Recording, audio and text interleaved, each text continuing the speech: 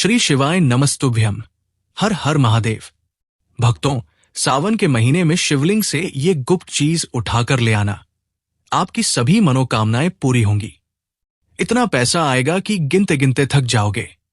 भगवान भोलेनाथ जी के आशीर्वाद से अपने जीवन में बहुत उन्नति करोगे।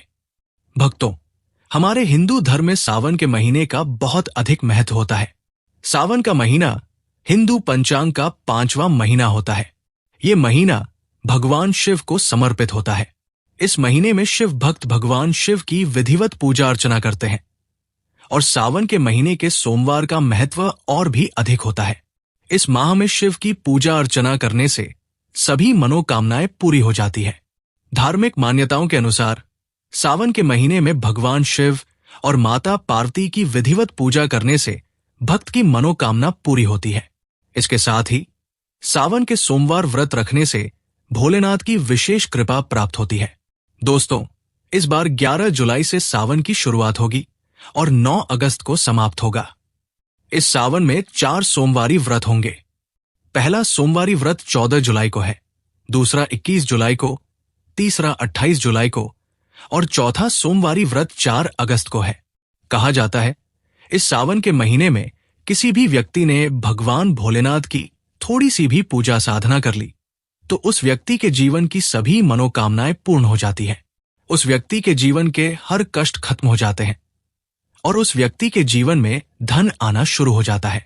भक्तों, वीडियो आगे शुरू करें, लेकिन उससे पहले अगर आप भी चाहते हैं कि लक्ष्मी माता का आशीर्वाद आप पर बना रहे तो इस वीडियो को एक लाइक करें और चैनल को सब्सक्राइब कर लें। साथ ही कमेंट बॉक्स में जय भोलेनाथ जरूर लिखें। दोस्तों, आज की इस वीडियो में हम आपको बताएंगे कि सावन के दिनों में आपको भगवान भोलेनाथ के मंदिर जाकर क्या क्या भगवान भोलेनाथ को अर्पित करना है और वहां से वापस क्या लेकर आना है, ताकि आपके घर की गरीबी, दरिद्रता, परेशानी, कष्ट, दिक्कतें हमेशा के लिए खत्म हो जाएं। दूसरी तरफ आपके घर पर सुख, समृद्धि, यश, वैभव, ऐश्वर्य की प्राप्ति हो। ध्यान रखिएगा दोस्तों, सावन का माह का इंतजार हर व्यक्ति इसलिए करता है ताकि उसको भगवान भोलेनाथ का आशीर्वाद मिल सके। कहा गया है कि देवों के देव भगवान भोलेनाथ अगर किसी भी व्यक्ति को आशीर्वाद दे दे तो उस व्यक्ति का साक्षात काल भी आकर कुछ नहीं बिगाड़ पाता है। इसीलिए आज की इस वीडियो में हम आपको बताएंगे कि कैसे आप सावन के दिन, जो बहुत ही पावन दिन है, इस दिन भगवान भोलेनाथ को प्रसन्न कर सकते हैं। कैसे आपको भगवान भोलेनाथ का आशीर्वाद प्राप्त हो सकता है और कैसे सावन के दिनों में शिवलिंग की आपको पूजा करनी है, वो भी खास उपाय करते हुए। कैसे आपको शिवलिंग पर क्या क्या चढ़ाना है और क्या क्या वहां से लेकर अपने घर पर वापस लाना है, ताकि आपके घर पर अन्न और धन का भंडार कभी भी कम न हो। देखिए दोस्तों, आपके जीवन में कितनी ही बड़ी परेशानी हो, कितनी ही बड़ी दिक्कत क्यों न हो, मान लीजिए आपके जीवन में धन की समस्या है, मान लीजिए आप नौकरी की प्राप्ति के लिए बहुत ही ज्यादा परेशान हो चुके हैं, आपके शत्रुओं ने आपको घेर लिया है, संतान की प्राप्ति आपको हो नहीं पा रही है, तो एक बात का ध्यान रखिएगा दोस्तों, सावन का पावन दिन एक ऐसे दिन होते हैं जिस दिन कोई भी व्यक्ति अगर थोड़े से उपाय कर लेता है, भगवान भोलेनाथ की साक्षात पूजा कर लेता है, तो उस व्यक्ति की कितनी ही बड़ी मनोकामना हो, कितना ही बड़ा कष्ट हो, वो खत्म हो जाता है और उसकी मनोकामना पूर्ण हो जाती है। दोस्तों, मान लीजिए आपके ऊपर कोई दोष लगा हुआ है, जैसे वास्तु दोष, शनि दोष, प्राकृतिक दोष या कोई भी दोष लगा हुआ है, तो आपको सावन सोमवार के दिन थोड़ी सी पूजा करनी है और आपका दोष खत्म हो जाएगा। आपके जीवन से सभी परेशानियां चली जाएंगी और आपके जीवन में जो धन आना बंद हो गया था, उसका आगमन वापस शुरू हो जाएगा। मान के चलिए, आपके जीवन में कभी भी कोई परेशानी नहीं रहेगी। बस दोस्तों, आज की इस वीडियो को लास्ट तक देख लीजिए और मान के चलिए भगवान भोलेनाथ के आशीर्वाद से आपकी सभी मनोकामनाएं भी पूरी होंगी और आपके जीवन की सभी परेशानियां भी चली जाएंगी।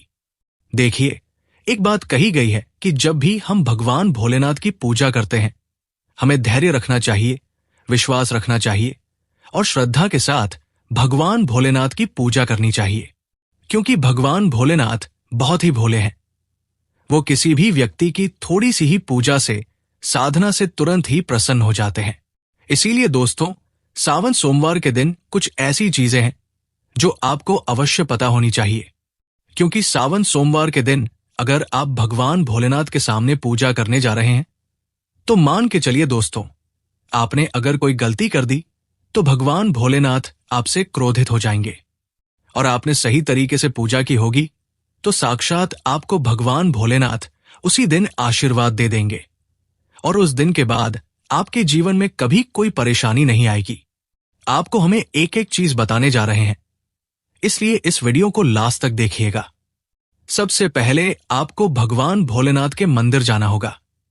ये जितने भी उपाय आपको बताए जाएंगे, ये मंदिर के उपाय होंगे। देखिए, होता क्या है कि कई लोग हमसे पूछते हैं कि गुरुजी, हमारे घर पर शिवलिंग है, क्या हम घर पर पूजा नहीं कर सकते? तो इसका उत्तर है नहीं। दोस्तों, आपको मंदिर जाना पड़ेगा। क्योंकि मंदिर का जो शिवलिंग होता है और जो घर का शिवलिंग होता है, इसमें बहुत ज्यादा फर्क होता है। जो मंदिर का शिवलिंग होता है दोस्तों, इसकी जो एनर्जी होती है वो आपके घर के शिवलिंग से करोड़ों गुना ज्यादा होती है। इसमें ऐसी सकारात्मक ऊर्जा होती है जिसके सामने अगर आप थोड़ी सी पूजा करते हैं तो तुरंत ही उसका फल आपको मिलता है और आपके जीवन की हर परेशानी चली जाती है। तो आपको जितने भी आज उपाय बताए जा रहे हैं, आपके जीवन की परेशानी को खत्म करने के लिए, आपकी मनोकामना पूर्ति के लिए, उस उपाय के लिए आपको मंदिर जाना पड़ेगा।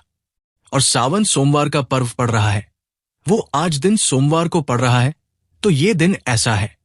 इस दिन अगर आप मंदिर जाकर भगवान भोलेनाथ की पूजा आराधना कर रहे हैं तो मान के चलिए दोस्तों, आपके जीवन में कभी कष्ट आ ही नहीं सकता।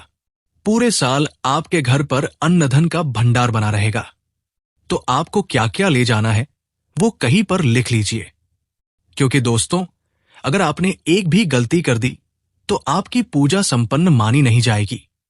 दोस्तों, सबसे पहली चीज जो भगवान भोलेनाथ के लिए आपको जल ले जाना है। सावन सोमवार के दिन कई लोग हमसे ये कहते हैं कि गुरुजी, जल जो है वो तो शिवालय में भी मिल जाता है, शिव मंदिर में मिल जाता है। तो नहीं दोस्तों, वहां का जल आप तभी चढ़ाइए जब कोई दिक्कत हो, वरना घर से ही जल ले जाना चाहिए। आखिर घर से जल क्यों ले जाया जाता है, इसकी भी बात सुन लीजिए। घर से इसीलिए आपको जल ले जाना है ताकि आपके घर का जो जल ले जा रहे हैं भगवान भोलेनाथ पर चढ़ाने के लिए, उसी जल के द्वारा आप भगवान से जुड़ जाएंगे। उस जल के द्वारा आप भगवान को अपनी सभी दिक्कतें बता देंगे। और उस जल को जैसे ही भगवान भोलेनाथ पर आप चढ़ाएंगे, अपनी समस्याओं को बताते हुए वो समस्या आपकी खत्म हो जाएंगी। इसलिए घर से जल ले जाइए। आप सबसे जरूरी चीज जो जल ले जा रहे हैं उसमें 2-4 बूंद गंगाजल जरूर डाल दीजिएगा। क्योंकि गंगाजल डाले बिना आपकी पूजा संपन्न नहीं मानी जाएगी। महाशिवरात्रि के दिन तो आपको जल ले जाना है, उसमें गंगाजल डालकर। दूसरा, आपको 3 पत्ते वाला बेलपत्र ले जाना है। दोस्तों, बेलपत्र बहुत ही शुभ होता है। आपने अगर मान लीजिए एक तरफ 1000 कन्याओं को खाना खिलाया है, दूसरी तरफ भगवान भोलेनाथ को बेलपत्र चढ़ाया है, तो ये दोनों बराबर माने जाते हैं। इसलिए बेलपत्र जरूर ले जाइए। तीसरा, आपको सफेद पुष्प ले जाना है। सफेद पुष्प भगवान भोलेनाथ को चढ़ाए जाते हैं, इसीलिए सफेद पुष्प भगवान भोलेनाथ के लिए आपको ले जाना है सावन सोमवार के दिन, ताकि भगवान भोलेनाथ का आशीर्वाद आपको मिल जाए, जिसके बाद आपके जीवन की हर परेशानी खत्म हो जाए। दोस्तों, सफेद चंदन ले जाना अनिवार्य होता है सावन सोमवार के दिन। और ध्यान रखिएगा दोस्तों, अगर आप भगवान भोलेनाथ को दूध अर्पित करने जा रहे हैं तो एकदम कच्चा दूध होना चाहिए। पका हुआ दूध नहीं होना चाहिए, कच्चा दूध होना चाहिए। अब आपको और क्या क्या ले जाना है देखिए। अगर आप चाहते हैं कि आपकी हर मनोकामना पूरी हो तो एक डिब्बा लीजिए, उसमें काली मिर्च भरकर ले जाइए। देखिए, बहुत ध्यान से सुनिए जितनी आपको बातें बता रहे हैं। एक डिब्बे में काली मिर्च भर के एक लाल कपड़ा लीजिए, उसमें लौंग, कपूर, इसको मौली धागे से बांध करके आपको अपनी जेब में रख के ले जाना है। सिर्फ इतनी चीज आपको ले जानी है आज के दिन को। अब आपको पूजा कैसे करनी है चलिए आपको बताते हैं। बहुत ध्यान से लास्ट तक देखिएगा। और जितनी भी चीज आपको बताई जा रही है, इन चीजों को आपको ले जाना है और शिवालय से वापस लेकर आना है अपने घर पर, ताकि आपको धन की प्राप्ति हो सके, आपकी कोई भी मनोकामना हो वो पूर्ण हो जाए। भक्तों, आप पहले जाएंगे मंदिर। सबसे पहले आपको इस बात का ध्यान रखना है, मंदिर जाने से पहले ही काले या नीले कपड़े का धारण करके मंदिर न जाएं, वरना भगवान भोलेनाथ का आपको क्रोधित रूप देखना पड़ सकता है। सबसे पहले आपको यह करना है कि पतली धार बनाते हुए जल भगवान भोलेनाथ को अर्पित कर देना। बहुत ध्यान से सुनिएगा भक्तों, पतली धार बनाते हुए भगवान भोलेनाथ को जल आपको अर्पित कर देना है। अब आपको यह करना है दोस्तों कि भगवान भोलेनाथ को चंदन लगाना है। चंदन लगाने के बाद भगवान भोलेनाथ पर 3 पत्ते वाला बेलपत्र रखना है। 3 पत्ते वाला बेलपत्र रखने के बाद आपको भगवान भोलेनाथ पर सफेद पुष्प अर्पित कर देना है। सिर्फ इतना आपको करना है। दूध अगर आप चढ़ाना चाहते हैं तो दूध भी आप चढ़ा सकते हैं। इतना बस आपको करना है। इतना करने के बाद आपको वहां पर खड़े होकर 108 बार, बहुत ध्यान से सुनिएगा, 108 बार आपको नमः शिवाय का जाप करना है, या तो आप 108 बार कर लीजिए। ये 3 ऐसी चीज है जो आपको करनी है। अब आपको क्या करना है, एक डिब्बा जो काली मिर्च का आप ले गए हैं, उस काली मिर्च के डिब्बे को आपको शिवालय के जो गिरता हुआ शिवधारा है, जो शिवलिंग से वहां पर पानी गिर रहा है, उसी शिवधारा के पानी से आपको छुआना है और अपनी जेब में वापस रख लेना है। ये जो लाल पोटली आप ले गए हैं, बंद करके लौंग, कपूर, इसको भी छुआना है, वापस रख लेना है। अब आपको क्या करना है,